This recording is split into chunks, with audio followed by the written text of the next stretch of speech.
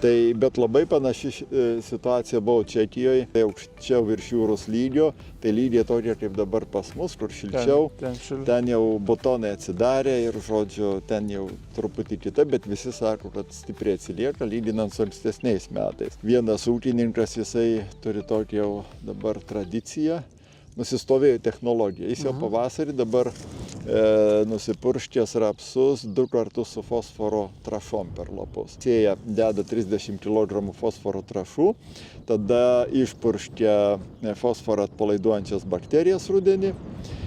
Ilgesnis ruduo vis tik tai, kad rudenį gautų to fosforo daugiau, o pavasarį 2 kartai fosforo purškimas. Tai sako, šiemet gali reikėti ir 3 kartą, dar kartą prieš butonizaciją. Kaip tau atrodo tas toksai fosforo padavimas toksai intensyvesnis? Man tai jisai atrodo labai teisingas sprendimas. Aš sakyčiau, ypač šį pavasarį, nes, na ką mes matom, na, akivaizdu, kad fosforo tikrai nepaima rapsai čia, nes, na, požymiai labai aiškus. Tai dirvos temperatūra niekaip nepasiekia 13 laipsnių, reiškia, mikroorganizmai net palaiduoja fosforą, augalas negali įsavinti. Antra, nakties ciklas, šaltį šaknys normaliai nesivysto ir stoja viskas. Tai ir fosforas visumoje reikalingas. Augalas ir šaknis turi auginti ir na, kad jos tikrai dirbtų gerai. Bet reikia ir kad viršuje šakas formuot, beveik nepaaugo. Dabar reguliuoti jau nereikia, dabar tik patemtų žalsų kažkaip tai. Ir žiūrėt, dabar pažiūrėjome mes tą bridge skaičių, kur ūkininkai visą laiką labai jau mėgsta žiūrėti. Tai kas 10-ukas, kaip šito laiku tokiai fazai turėtų būti ne mažiau 15. Tai reiškia amino rūgščių, angliavandenių trūkumas. Antra, tai ką mes iš kokių 3-4 rapsų tik tai sultis įspaudėm, nes nėra sulčių. Tai vadinasi, pirmiausiai mane akyse stovi mišinukas fosforas, amino rūgštys, nes cukraus reikia, tada kalis ir siera ir boras. Siera, boras. Dar. Praeis tas šaltas oras, na visien atšils. Ir kas tada darysis? Tada pagrindinė... Šaus į viršų pagrindinis, o daugiau viskas kaip jau ten duos. Tai žydės ten vienas stiebas, dar kažkas, tai ir citokininai, kad jie nepamirštų tų šoninių ūglių, nes matom, kad šoniniai ūgliai tai nesivysto. Ne. Visiškai. Iš tikrųjų. Tai va rapsuose ir paslėptas straublis, matėm, lapuose jau įdėti kiaušiniai. Aišku, mes tų kiaušinėlių be mikroskopų nepamatysim, bet jie ten jau aiškiai padėti. Aš Čekijoje mačiau, kaip jau jie siautėja. O kiek Europoje yra atsisakyta visumoje rapsų su plotu, kad nebeauginti? Taip. Ir na, rapsai tas augalas, kuris ir sėjomainai reikalingas, nes pas mus labai jau siaura sėjomaina gaunasi. Tai aš sakyčiau, na, tiesiog alinamas dirvožemis, augalai, na, problemos augalų apsauga, gal visi tie dalykai. Taip, pietinėse šalyse turi kuo pakeisti. Čia, kaip pavyzdžiui, gerai rapsų atsisakė, saulėgrąžas pasėjo. Šitoj vietoje jie dar turi daugiau laisvės, o pas mus pupos, žirniai ir kviečiai ir viskas. Ir saliklinių miežių labai daug prisisėja. Jie labai daug saliklinių miežių prisisėja. Ir derlingumas pernai juos labai patenkino, buvo 9 tonus, taip 8-9 tonus ir atitiko saliklinių reikalavimus. Bet jie sako, labai nenusimena, jeigu netitinka. O rapsų dėl šitų, vienintelė, žinau, kur daugėja rapsų plotai, tai Rumunija. Ten didėja, nes jie ten su paslėptas straubliu kol kas neturi problemos dėl klimato sąlygų įdomių, ten niuansai. Bulgarija labai stipriai sumažėjo.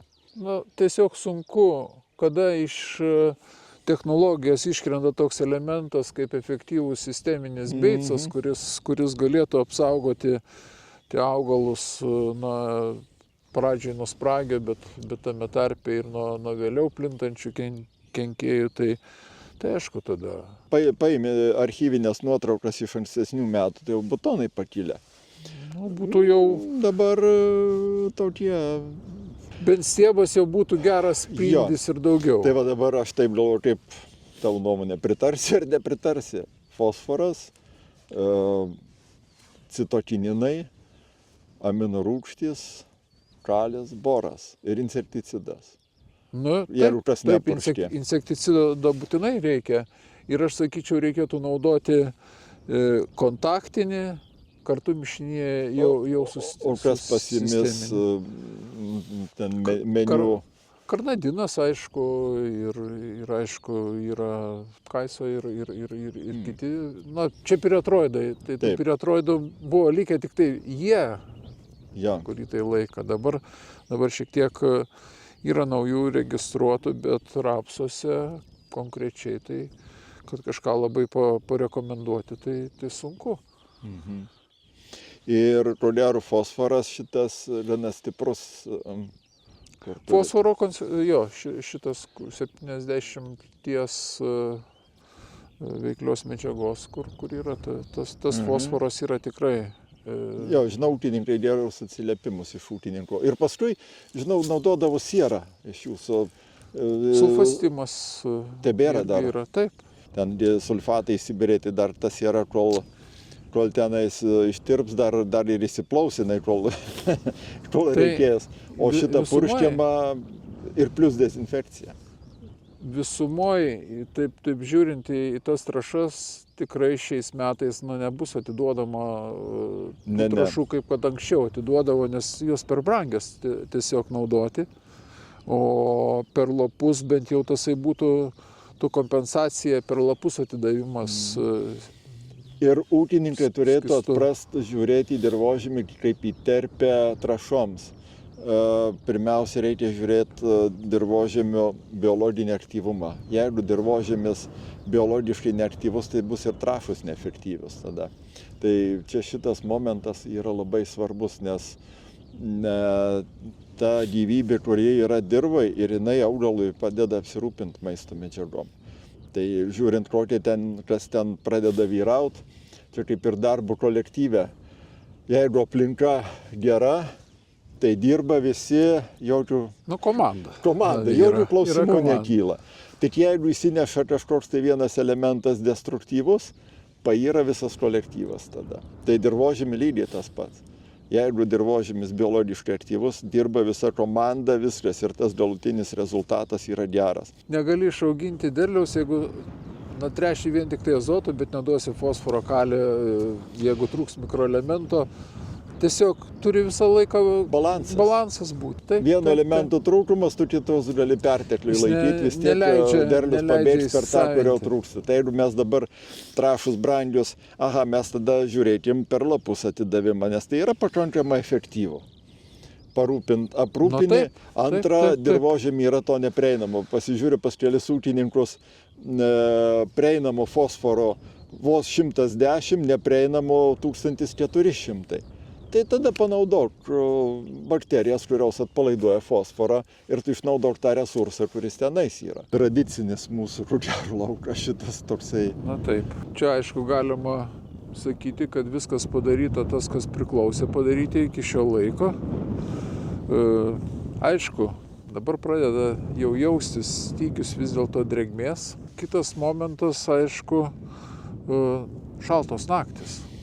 Čia dar praeitą naktį tai buvo minusinė temperatūra ir aišku, tas minusas neleidžia irgi augalams suteikti prieėjimą prie maisto medžiagų, ypač fosforo. Ir pažiūrėjus dabar meteorologinius duomenis, tai šiluma atitinka standartinę klimato normą ir šiek tiek viršyje, patikimai viršyje. Bet vienas yra niuansiukas. Svyravimai temperatūrų, naktinis kritimas temperatūros iki minusų duoda augalui stresinę situaciją, nes dieną vyksta fotosintezė, tas dieninis ciklas fotosintezės, kada kaupiama energija, saulės baterija elementari. O dabar taip atsitinka, kad augalui ir dienos temperatūra tokia artima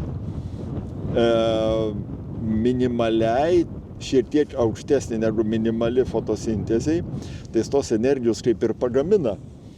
Bet kai reikia atiduoti naktį į šaknis ir viskas pasibaigia, šaknis naktį neauga, neima maisto medžiagų ir dėl to ūkininkai pastebi tą tokį laukų pageltimą arba sako, augalai stovi vietoj.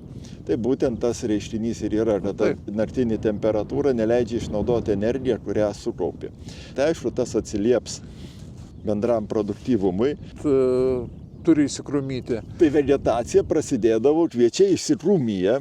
Vegetacija prasideda balandžio pradžioj, švelniai pereina, baigia krūmimosi ciklą, tie, kurie buvo pradėję, švelniai pereina į bamblėjimą, viskas eina sklandžiai. Dabar mes tada naujus veislės, sėjam vėlai, įsikrūmys ir štai įvyksta gyvenimas, pavasaris, va toksai, o kaip įsikrūmy dabar augalai. Nu jo, šitą... Jis tiesiog energijos neturi tam atlikti, nes nepasiima maisto medžiagų, šaknis silpnos. Čia tai yra po gero prieselio laukas po rapsų, bet tai yra tikrai pasėta tų, vėlyvose jos yra. Taip, visko yra. Ir dabar, kaip Jozai tavo nuomonė, aš turiu savo nuomonę apie tą herbicidų ir mikroelementų maišymą. Nes dabar kas bus? Reikia greitai darbus padaryti temperatūrų žemus herbicidų naudojimui, mikroelementų naudojimo irgi žemokos temperatūros ir darys mišinius žmonės. Ir tuo labiau vadyba norėdama parduoti viską, rekomenduos daryti mišinius. Kaip tavo nuomonė? Mano nuomonė, ypač tą, ką mes matom ir pagal tą situaciją ir pagal tas sąlygas, kokios dabar yra, tam augalui pirmoje eilėje reikia duoti maisto, kad jisai tikrai būtų pasiruošęs priimti tą herbicido, kaip sakant, stresą. Sakykim taip, bet kuris herbicidas vis viena duoda kokį tai stresą. Kitas dalykas, po šalto oro, irgi nepalankių sąlygų, piktžolės nėra pasiruošusios dar priimti maisto, tai yra herbicidą. Tiesiog neįsisavinus ir efektyvumas tada herbicido krenta. Tai aš sakyčiau, pirmą reikėtų vis dėlto atiduoti tas maisto medžiagas, kurių dabar reikia, duoti energijos tiek augalui kultūriniam, tiek piktžoliam ir tada tik tai atiduoti herbicidą. Tas variantas būtų, manau, tinkamesnis, nei kad viską sumaišyti į vieną.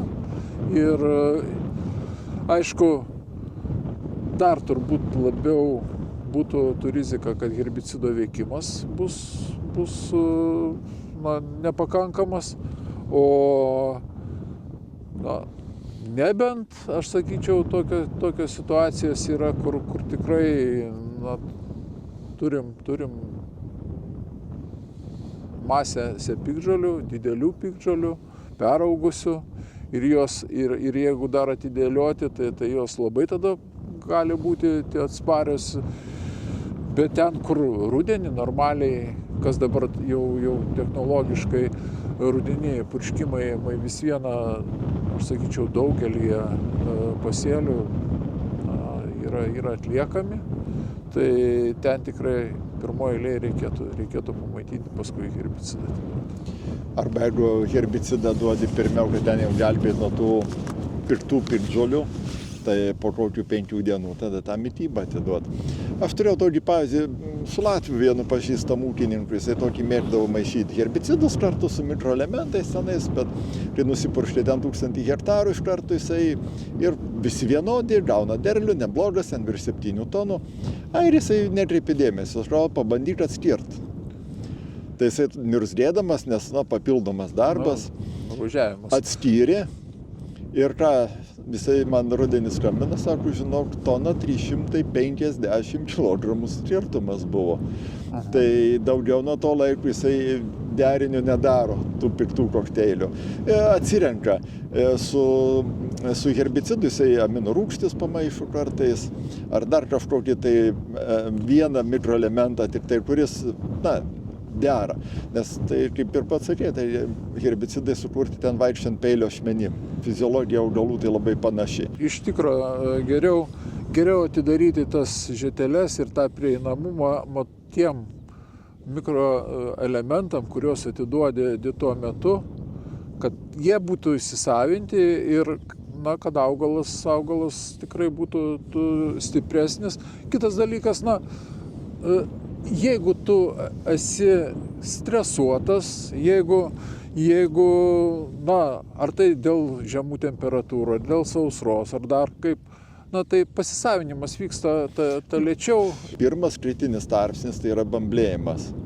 Tai ir tam kritiniam tarpsniui augalas nusilpsta, tai sakyčiau, tada galbūt tas ir po tokio stresinių situacijų ir tas ligų protrūkis, nors gal kaip sausa ir šalta, gal ir tos neplinta. Aš sakyčiau, tikrai, dabar nėra sąlygų ir lygom plisti. Bet stebėti reikia, ko gero čia. Aišku, kad reikia ir vėl kalbėkime apie tai, kad jeigu tai yra celiuoti, tik kviečiai, aišku, kad to užkrato visada bus. Tuo labiau, kad dabar ir dirbant dirba be plūgo, lieka daug to, sakykime, visų likučių, šiaudų ir panašiai, ant kurių tikrai to užkrato yra, ypač kokios ten tryžlygės arba dirvoje visada yra ir kito to užkrato. Praktiškai net ir laikantis sėjomainos, ligų protai įsilaiko porą metų dirvoje, jie pačioje. Ir aišku, jeigu tik tai bus palankios sąlygos, jeigu drėgmė ir šiluma, be abejo, kad lygos... Bet čia stebėjimų reikalas, čia yra taip. Aš sakyčiau, augimo reguliatoriai būtų vis dėlto aktualiau, dar prieš fungicidus turėtų eiti. Šitam laukia tu daryk, ką nori, kaip jau sakė man kartą, viskas puikiai. Bet dabar važiavau savaitgalį Rygą į parodą ir mane labai sukrėtė tas vaizdas Pasvalio regione. Ir praktiškai iki Rygos ir Latvijai ta pati situacija. Ir keliuose laukuose stabtelėjau taip sportinių interesų vedamas tokiu pasižiūrėti. Tai aiškiai pirmiausiai matys vėlyva sėja, buvo šlapia. Šlapia, taip. Ir dabar tie augalai atrodo tragiškai, šaknis ten vos įkibusi. Apie krūmimąsi mes ten net minties nėra. Sustojau, matavau vienu pažįstamų ūkininkų lauke, pažiūrėjau tankumą, tai šiai dienai ten buvo 4 milijonai. 4 milijonai. Praktiškai tas, kas pasėta. Tas, kas pasėta, taip ir stovi. Tai įsivaizduokim, tai jau vien jeigu padarytum 1,5 gramo varpus produktyvumą, tai ir tai tik 6 tonus. Pasvalių žemėje 6 tonus. Tai amoralu. Panaši situacija ir gyvuluotuose. O dar vienas ir šlapiai pasėjęs, ir vėlai pasėjęs, ir dar privolavęs. Tai tada aišku, kad jau šiame tokiam pavasarį, tokiom sąlygom, kaip dabar, kad yra, tai praktiškai augalas kaip įmūrytas į betoną. Ten nematau jokių šansų. Po to Latvijų irgi pas vieną ūkininką ir stambų ūkininką, sako, bet kodėl jūs ėjot? Sako, reikėjo pasėti. Ką tai reiškia reikėjo? Jeigu matai, kad nėra sąlygų, nesėk. Kaip ne vienas tas yra pasakymas, jeigu gali nedainuoti, tai nedainuok. Persidžiovinė arimus, dar dabar arimas nepajudintas. Tai jau reikėjo seniai nuokėti, kad drėgmę sulaikyti. Antra, vėl grįžtam prie to paties. Važiuoju, pasėta, sėjamoji išvažinėja iš laukų, bet prabangi sėjamoji. Su visais jau ten tais, kuo turi, kas turi būti ir ko neturi būti, tai sėjamoji viskas yra, žodžiu, pilnas komplektas. Ir iš paskos dar volas. Voluoja tą lauką. Tai taip ir galvoju, taip, aišku, atvažiavo inžinierius, turėjo volus, reikia parduoti volus, sako, žinau, dar reikia privoluoti po šitos sėjamosios. Tai jeigu sėjamoji ten vos ne 200 000 ir dar tu voluoji iš paskos, tai kam to reikia? Taip, buvo klausimų, ne vienas klausė, dėl to pavasarinio volavimo sėjant. Bet tai mano nuomonė tokia. Jeigu nori voluot prieš sėjamąją. Ką laimi prieš sėjamąją? Tai pirmiausiai susispaudi tą Sutvarkai. kapiliarus, Taip. paruoši sėklos guolį, tada pravažiuoja sėjamoji ir suardo paviršių. Tau nepaleidžia drėgmę. Kapiliarais drėgmė pakyla iki sėklų ir toliau neišeina. O kada šilta viršų šyla, iš apačios kyla vėsi masė, susidaro rasos taškas sėklų vietoj. Šaknys visą laiką bus drėgmėj. Jeigu tu to nepadarėjai, suvolavai visą paviršių, tu drėgmę paleidai kapiliarais į viršų, ar turėsime tos drėgmės, neaišku. Jeigu turi durpyną kažkokie, voluok, jokių problemų. Smėliuką turi, voluok, bet jeigu molingą dirvą voluoji po sėjos, reikia gerai pagalvoti, kam tą darai. Tai jeigu jau nori voluot prieš sėją, kad pasiruoštum tą sėklus guolį, sutrupinsi drumstelius, bus idealus sėklus guolis, tada pravažiuos sėjamoji, viskas puiku bus. Čia neprivaluota, Čia neprivaluota. Bet greta tikrai daug laukų, kurie buvo rudenį neprivaluojami. O dabar jeigu kalbant apie fosforą, čia tai man atrodo, aš ir bandymus dariau ten su jūsų fosforu, kažkoks fosforas yra pas jumis ten per lapus efektyviai einantis. Ir šitam gali krūmyjimus kaip ir nereikia skatinti, bet fosforas tai ir manganas, tai būtų kritiniai elementai, kurie tiesiog tą lauką padažyto, tą tokį duotų jam energijos. Visumoj fosforas tai akivaizdžiai čia dabar matosi, kad tikrai jo nepasiema. Ne, prie tokių temperatūrų. Prie šitos temperatūros. Manganas, reikia pripažinti, kad čia yra neutralūs arba net išarmiškumo šiek tiek dirvožemiai. Tai irgi visai suprantam, kad jisai reikalingas. Bet manau, kad ir siera, ir kalis. Tai siera gaus su kaliu, o siera tiesiogiai dalyvauja baltymų sintezėje. Na taip. Tai dabar pažiūrėkim, čia dirva jau... Jinai puri, minkšta, bet jinai vis tiek suplyšinėjusi. Įsivaizduokim, kas darosi tose, kur... Čia džiovinimas ant kiek... Ir džiovinimas, ir kas svarbiausia, dabar vėjų kas pučia, kad ir nesmarkus, šviečia saulė, pučia vėjas, jau garinimas vyksta didelis. Augalo ląstelės praranda drėgmę. Naktį šalta, vėl praranda. Augalas yra džiovinamas. Tai purškiant herbicidus reikia šitą labai atsižvelgti, tuos derinius, dėl to mes ir sakom, kad labai reikia atsižvelgti.